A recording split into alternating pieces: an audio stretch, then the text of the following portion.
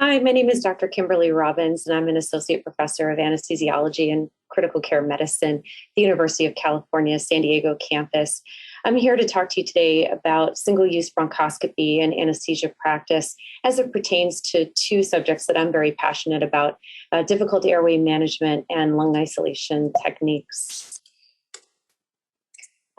Jumping right into airway management, as we all know, difficult intubation and failed intubation are one of the scariest things that we can encounter in anesthesia practice. And so really one of the cornerstones of anesthesia practice in keeping patients safe and having good outcomes is knowing how to manage both anticipated and unanticipated airways.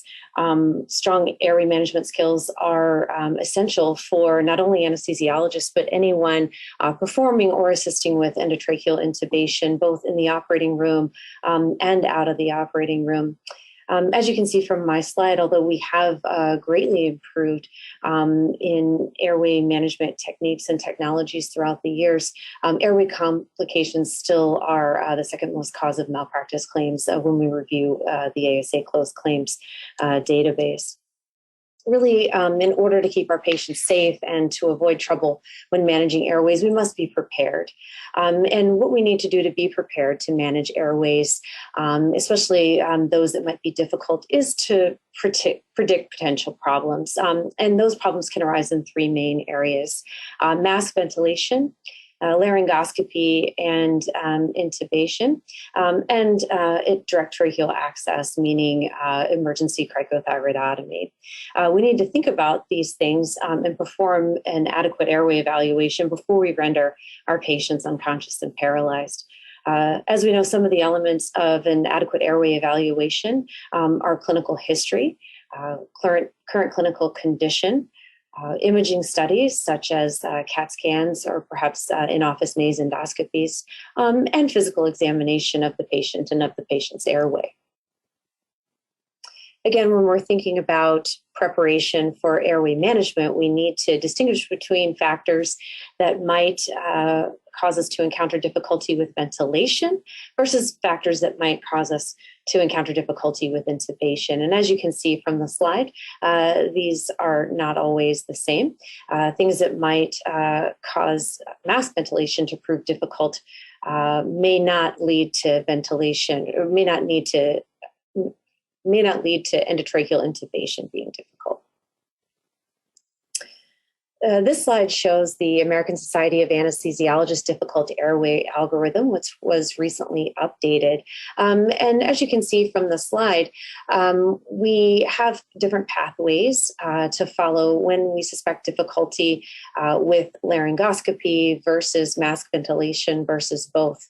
On the left-hand side of the algorithm, we may consider attempting intubation with the patient awake if we foresee difficulties in both endotracheal intubation and mask ventilation once we render the patient unconscious.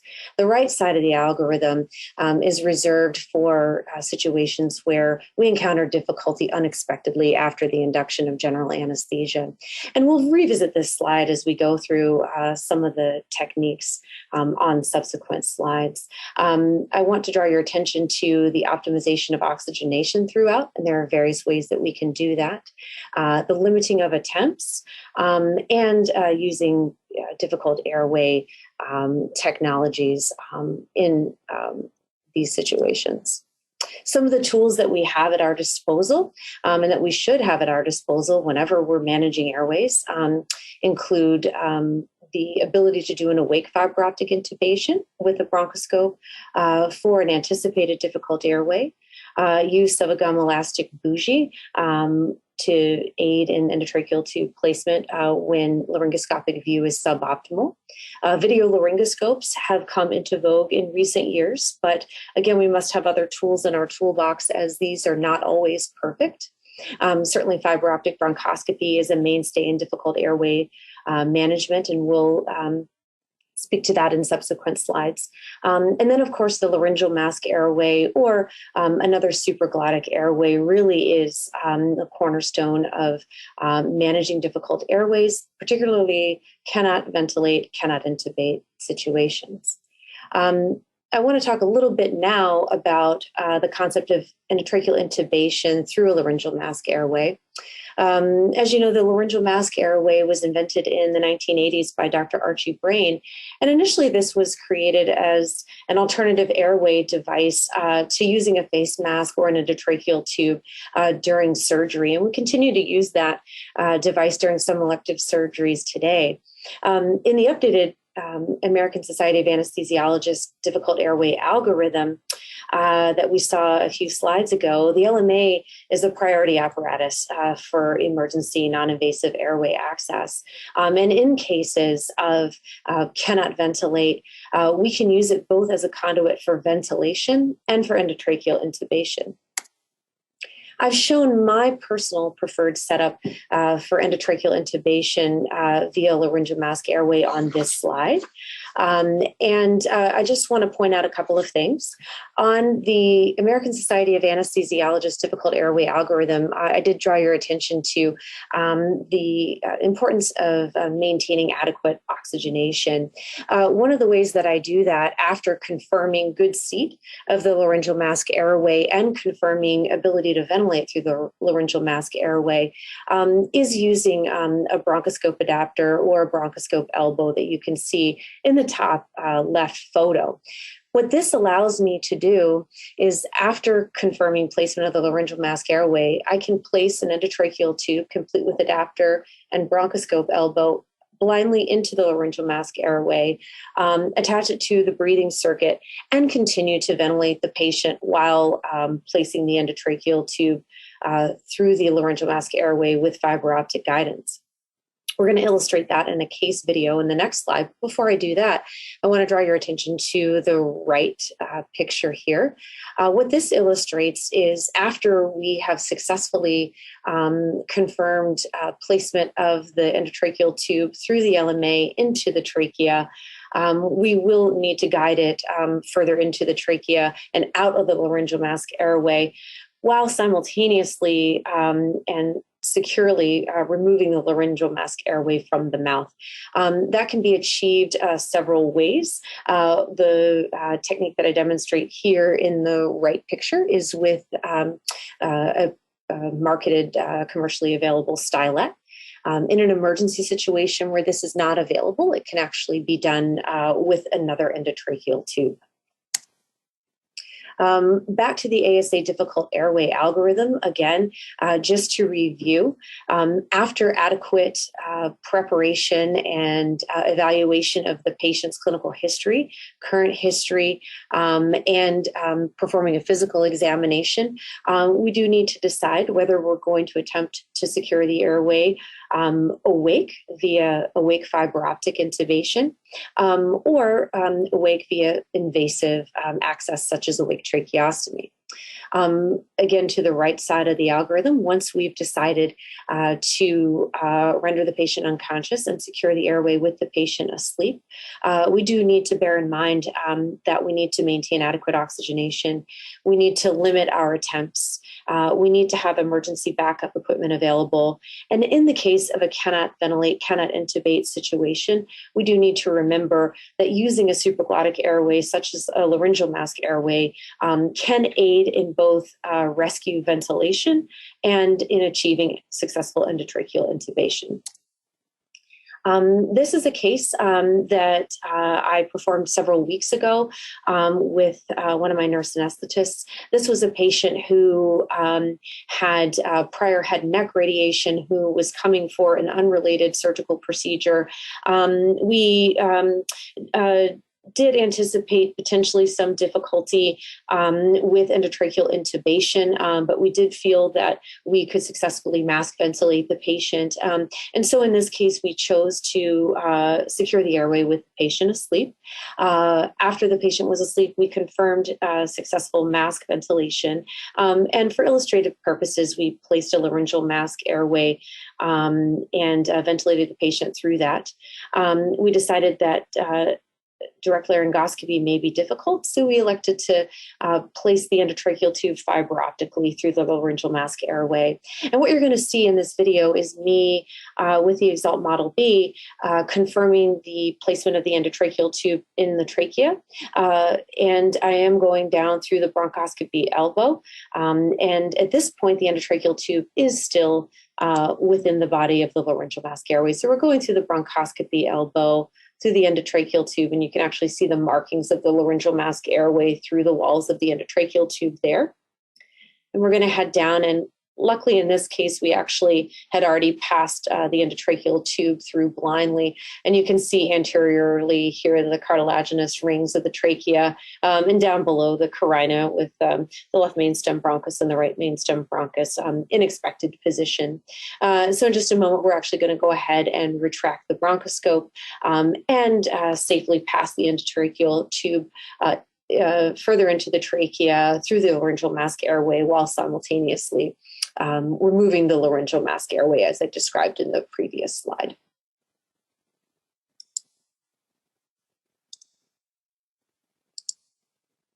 So I do want to move on at this point past difficult airway management into another area where anesthesiologists use bronchoscopes in clinical practice every day, and that's the area of lung isolation.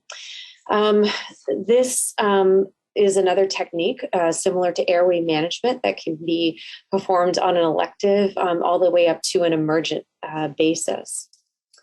Just to review some of the indications for lung isolation would be separating lungs in the case of solitary lung infection.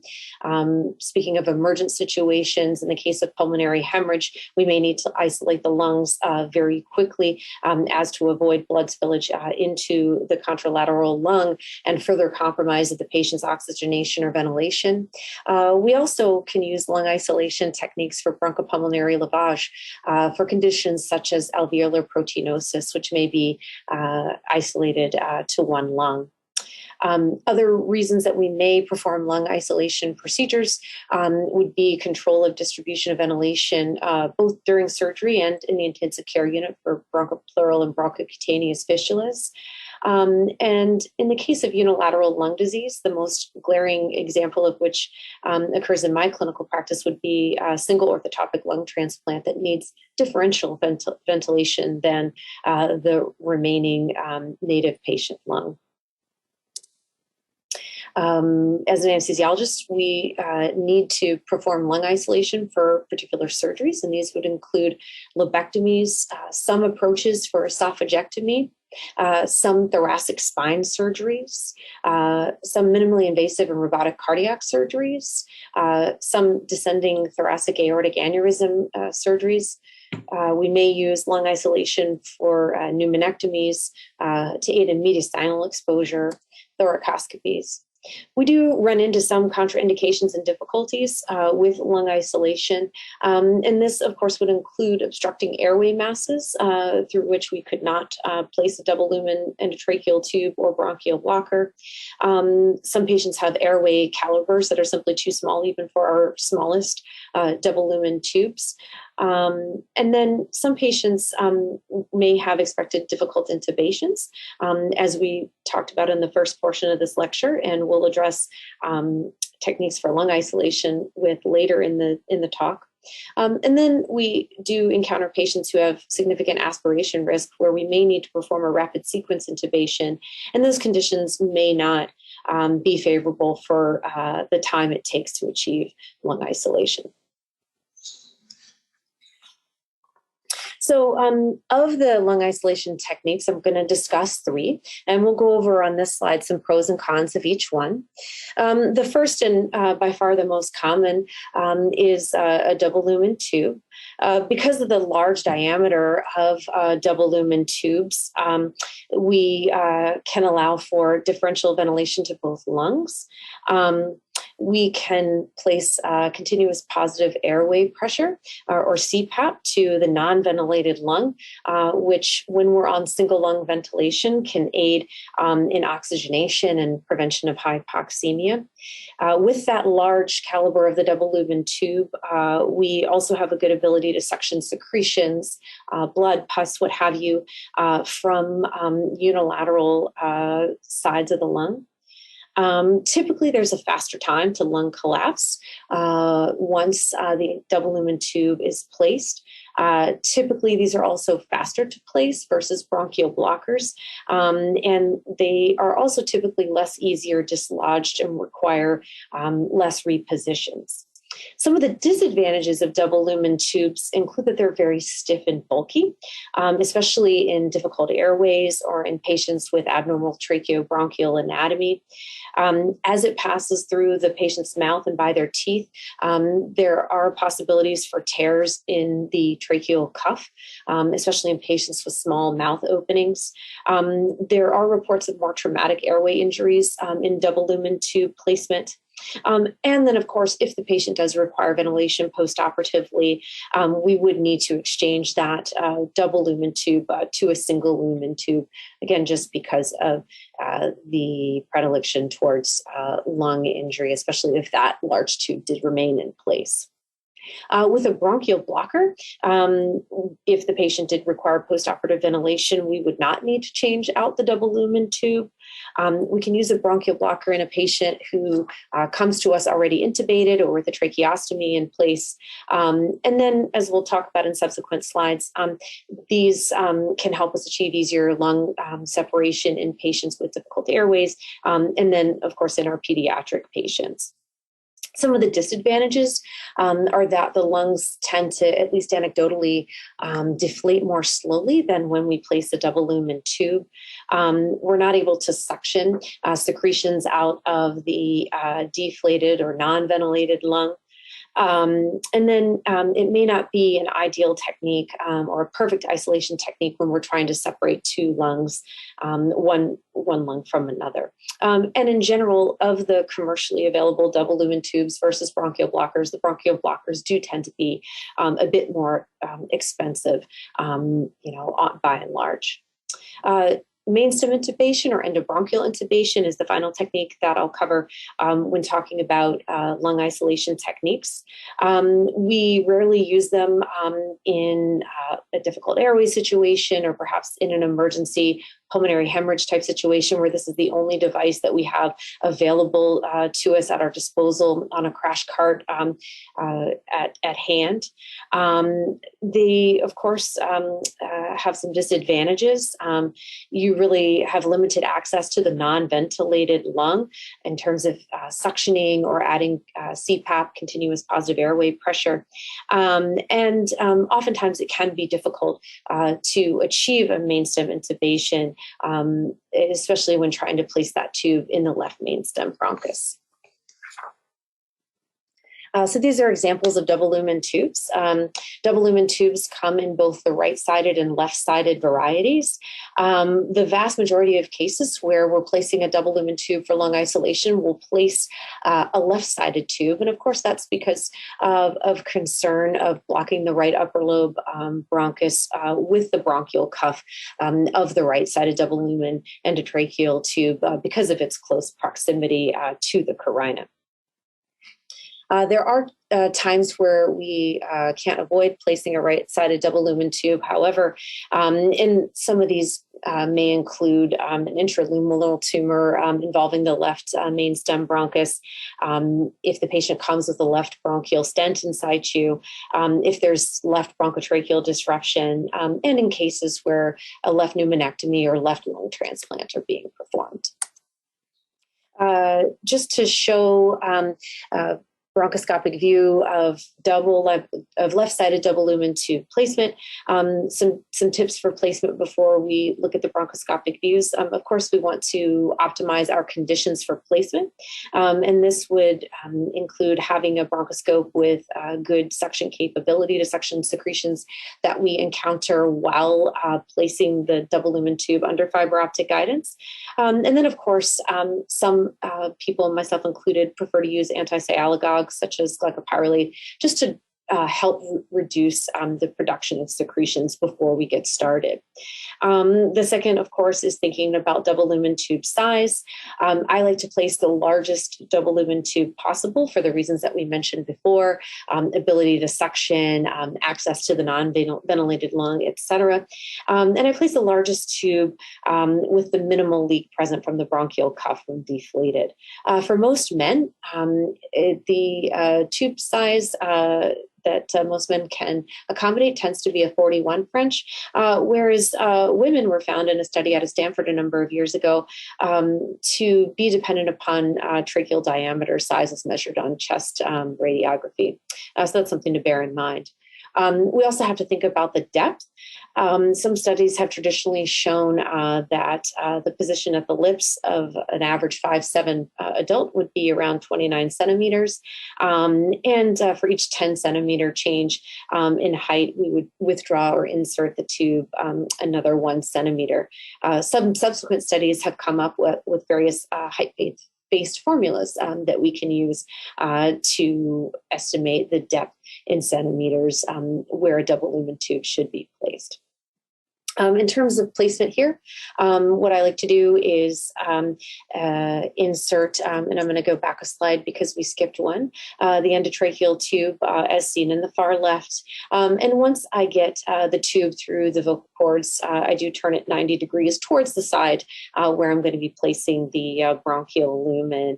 And as you can see from the far right picture, this is where we do want our bronchial cuff to set. So we do want to see that blue just peeking out of the bronchus, and of course not herniating over the carina into the contralateral bronchus.